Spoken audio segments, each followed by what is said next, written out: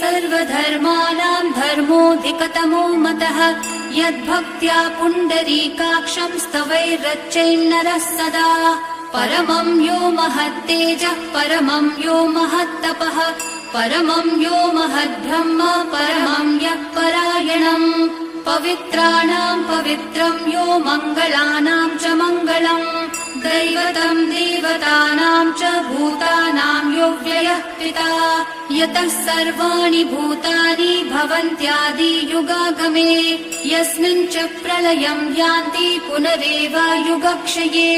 तस्य लोकप्रधानस्य जगन्नाथस्य भूपते विष्णोर्नाम सहस्रं मे शृणु पापभयापहम् यानि नामानि गौणानि विख्यातानि महात्मनः ऋषिभिः परिगीतानि तानि वक्ष्यामि भूपतये